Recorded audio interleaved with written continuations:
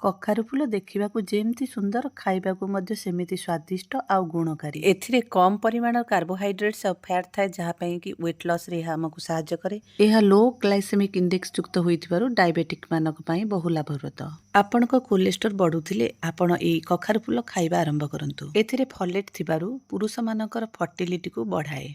Vitamin A थिबारु आखि को यह सुस्थ रखे आउ एथिरे एंटीऑक्सीडेंट थिबारु यह आमर इम्यूनिटी को डेवलप कराए। चलंतु ए फूलर तो उपकारिता जानी गले। एबे आमे ए फूलर गोटे सुंदर सिंपल आउ हेल्दी रेसिपी करिबा।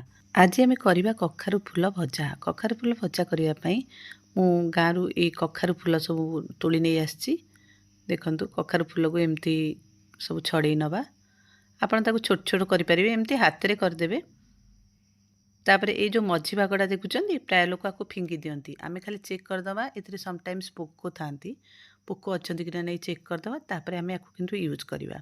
तो गोटे साइड रे मु रखी नौ आग सब फूलर चारिपटाक जो रही पाखुड़ा ताकू आम छड़े नवा। एबे कखारु फूल को मु प्राय छड़े कि निके नहीं आउ ये तार जो मुंडी पोर्शनटा रही से मुंडी पोर्शनटा बहुत भल मीठा लगे भाजिले। ताको प्राय लोक फिंगी दिंती। आम आज यूज करवा। आउ ये जो चारिपटे एमती पत्र भली रही ना सेटा सब काढ़ीदेवे। सेटा टिके टाण टाण लगे रहीगले सेटा काढ़ीदेवा। मोर सब काढ़ी देइछि। आउ ई मुंडी रे जो से पत्र भली टिके टिके रही ताकू आम काढ़ी की निके नवा। ए मुंडी को मझिरु एमती दी फाल करिकी रखी नवा। तार हल्दिया अंशटा भी नवा। खाली से जो पत्र भली चारिपटे टिके टिके होता है ताकू काढ़ी नवा।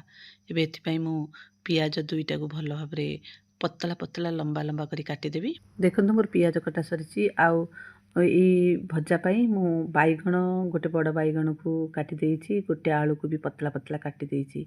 आपण चाहिले खाली फूल आ ता डेम्फो को भाजी पारिबे किंतु सेटा बहुत कम हे जिवो। मु तेनु करी आलू आ बैगण को यूज करिछि। आपण अलगा परिबा भी नै पारिबे। एबे कड़ाई रे तेल गरम करी सेथिरे टिके पंच फुटण पकेली आउ रखिथिबा पियाज को सेथिरे ढाली देली। गैस र फ्लेम को हाई करी पियाज को 2-3 मिनिट एमती भाजी नबा। एई भलिया पियाज हे गले आमे ए कखारु डेम्फो को एबे पकेई दबा। पियाज को पूरा कड़क करी भाजबेनी, एई भलिया रखिबे। डेम्फो भी टिके भाजी हे आसिला परे आमे ऐड कर दबा लूण टिके। आमे लूण पकेकी आको घांटी नबा। 2-3 मिनिट डेम्फो भाजी सारा पर ऐड करदे आलू को। आपन जदि डायबेटिक अच्छी आलू को एस्केप करेंगे। आलू को पियाज डेम्फो सहित टिके भल भाव भाजी देला भितर आमे ऐड करदे कटा जाइतिबा बैगण ताको भी टिके मिसई भाजी नबा।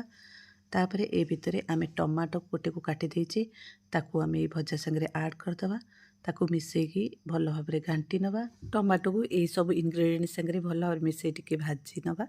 टमाटो टिके सॉफ्ट हे आसलानी। एबे एथिरे ऐड करदबा टिके लंका गुंड। आपण चाहिले लंका गुंड परिवर्ते एठी कंचा लंका को छोट छोट खंड करके एथिरे देई परिबे। कंचा लंकार स्मेल ए भजार टेस्ट को एनहांस कर दिए। टमाटो टिके सॉफ्ट होई आसलानी। एबे आमे फूल को सब एथिरे ऐड करदबा भल भाव घांटी की भजा सहित फूल को मिसई दबा। ये फूलरू टिके पानी अंश बाहर जेहेतु आम फूल को धोईचे फूल को एबे तल ऊपर टिके करनवा। फूलरू तो एबे पानी बाहरी जाइछि। आमे ए पानी तक मारिया पर्यंत आकु एपट सेपट करी घांटीबा आउ टिके भाजी चलीबा। भजा प्राय सिझी आसिलानी। पानी प्राय मरला भितरे फूल भी भल भाव सिझी गलानी। फूलटा बहुत सॉफ्ट थाए शीघ्र सिझी जिवो। आउ ए पानी भितरे से भी बहुत भल भाव सिझी गलानी। बहुत बढ़िया स्मेल आसिबो ए समय आपण देखिबे। आउ एटा माने जेमती देखा बहुत भल देखा जाए और खाइबा भी बहुत टेस्टी लगे। एथिरे मु हळदीर यूज करिनी। आपण चाहिले हळदी यूज कर परिबे।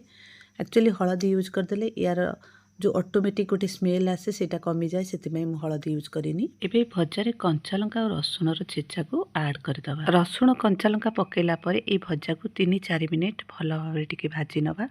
पानी अंश भी मरी गलानी। रसुण टिके भाजी हे गला एमती ये रे बहुत बढ़िया स्मेल आसिलानी। भजारू भजा आमर पूरा रेडी हो गला। आमे एबे याकू सर्व करिबा। एबे तो शीत दिन चलीची आ कखार फूल मार्केट रे प्रचुर भाव में मिलूची। आपण आनिकी एमती गोटे सिंपल आउ टेस्टी भजा करंतु। देखंतु पूरा छत्तू भली भजाटी दिखाउची आउ खाइले भी आपन को पूरा छत्तू भलिया भ्रम सृष्टि हबो। आपण ए रेसिपीटी करंतु आउ केमती लागिला मते कमेंट्स करी कहंतु। जदि मो चैनल रे आपण नुआ अछंती ताहाले मो चैनल को सब्सक्राइब करि दियंतु जहा द्वारा कि मोर आसुथिबा नुआ नुआ रेसिपी को आपण माने प्रथमे देखि परिबे। रहिली जय जगन्नाथ।